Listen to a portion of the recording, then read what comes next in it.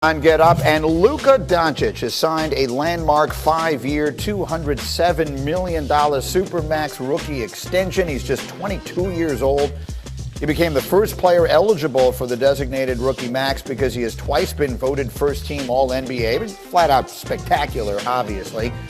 And here are some numbers, and we could put up a lot more. He's one of two players to average 25, 7, and 7 through 3 seasons. The other is Oscar Robertson, who's only on the Mount Rushmore of greatest players of all time. And I have heard some people suggesting, as I bring my dear friend, Mr. Jalen Rose, into the conversation, Jalen, no one is just debating how good Luka is. Obviously, he's phenomenal. But I've heard people saying he is the next face of the NBA. When the LeBrons and the KDs and the Stephs move on, that he's the face of the NBA. Do you think he is? I don't believe so, Greeny. Good morning. And I understand why people say that. As LeBron's getting up there in age, Kawhi Leonard, Steph Curry, Kevin Durant, those elder statesmen, so to speak, have done their work and they've been, champions. But then there is a next level of young superstars. And while Luka has distinguished himself with his ability to perform and putting up big old type of numbers, ultimately face of the league comes from winning. And when you look at the landscape of young stars in the league, Luka's in the category also with players like Trae Young, Jason Tatum, Spider Mitchell, Devin Booker. The face of the league is going to be designated by winning. And now, who is going to be the face of the league going forward? That guy right there, Giannis Antetokounmpo, the guy that's already been a champion, a finals MVP, a defensive player of the year, back-to-back regular season MVPs. We cannot dismiss the fact that this is going to be Giannis's league for a really long time. So he's definitely my answer to the face of the franchise after LeBron James' question. I agree with you, and I think part of the reason is there's just a magnetism about him. There are these indefinable qualities that go into that, and I think watching the joy with which he played, all those Instagram videos and all that, that's the next generation of fans, that's the next generation of players, and he embodies that, I think, in a way that a lot of other players do not.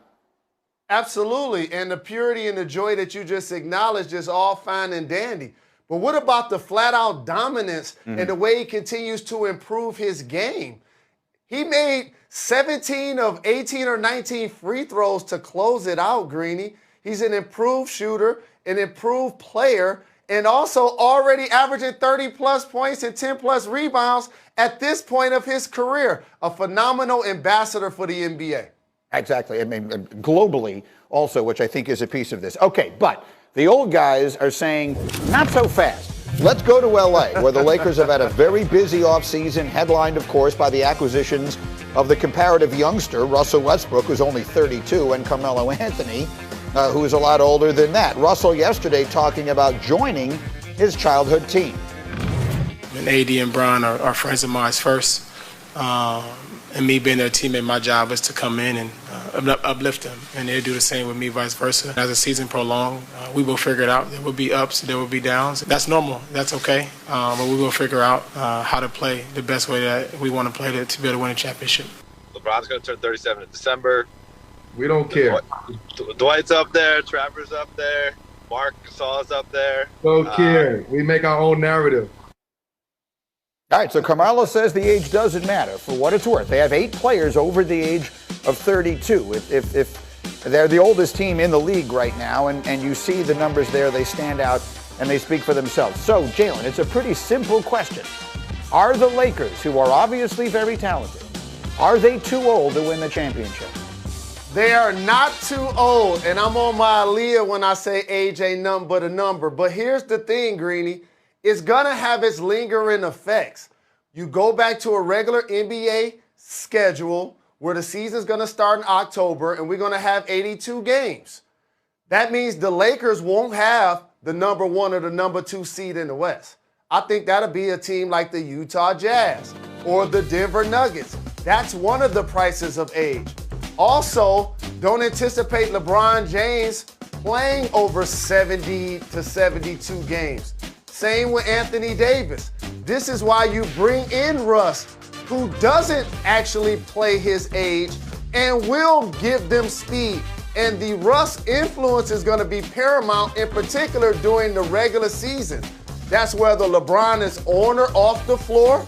That's whether he or AD are in or out of the lineup. And so you bring in a guy like Russ, who averaged a triple-double last year and has been outstanding in playing in front of his home fans. He's going to be excited to do. He's going to help you get through the regular season. So once the playoffs start, yes, in the 7-game series, when you can try 5 Hall of Famers out on the floor at the same time, that's going to be great to watch for the Los Angeles Lakers, and they're not too old to not only win the West, but to win it all. The problem is, though, you got to beat the Nets.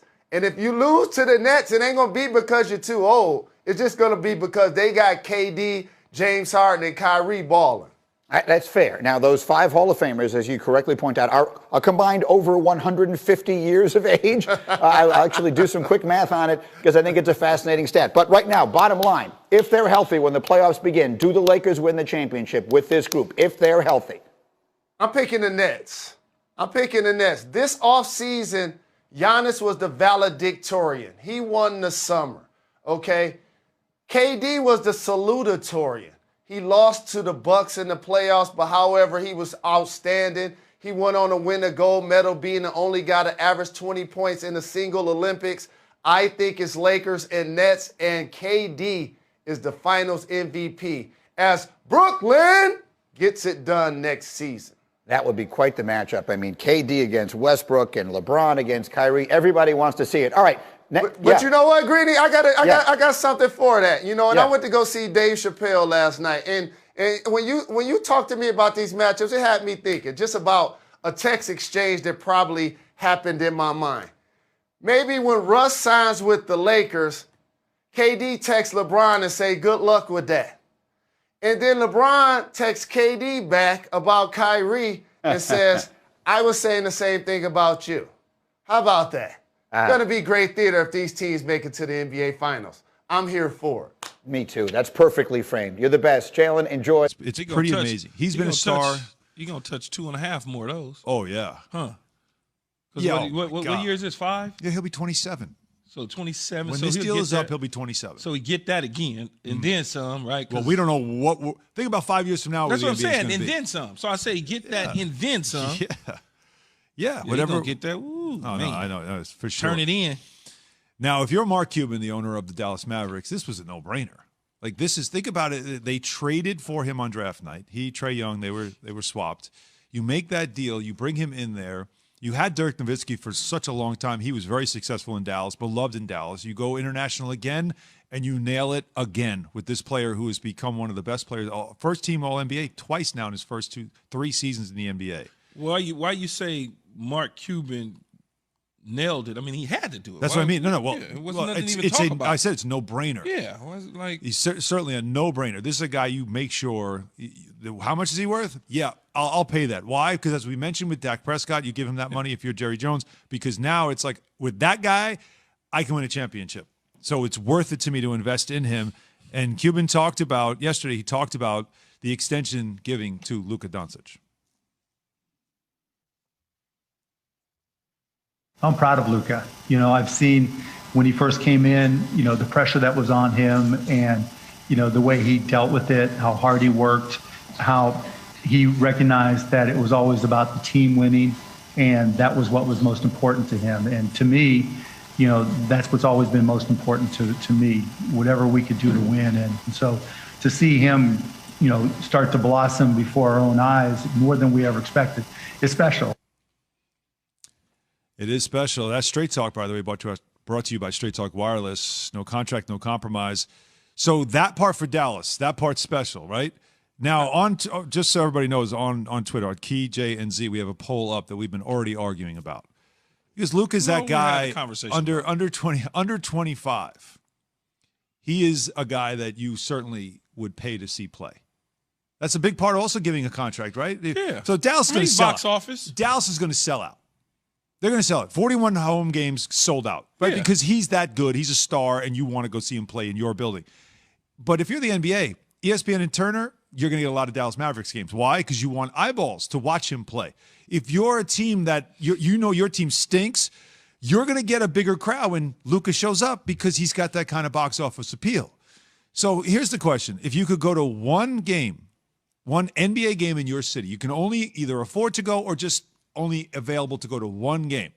The question we have on Twitter right now at KeyJNZ is if you had only one game you could go to, which one of these visiting players, and we're staying under 25, which one of these players would you buy a ticket to see?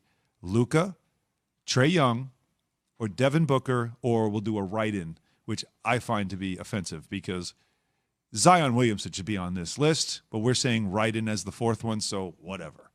Who would you out of these four choices? Where are you going? Is Luka the guy? I would go Luka, Trae Young.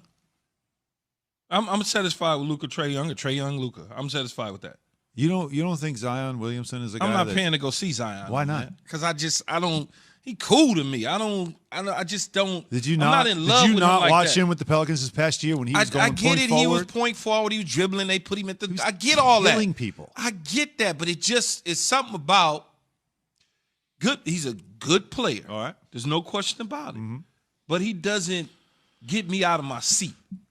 Just doesn't. Zion Williamson doesn't get you out of your me seat. out of my You seat. have high standards then. All right. Trae Young getting me out of my seat. 888 say ESPN. Luka, 888-729-3776. like I like Luka. Luka is like. Oh yeah. Not only do I like his game, I just like what he brings. He know he's that dude. Like you don't typically see European players like give it to you like that swag like him. Like, you know what I'm saying? Like I'm big. I know. I look sloppy, but I'm that dude. That's how he feel.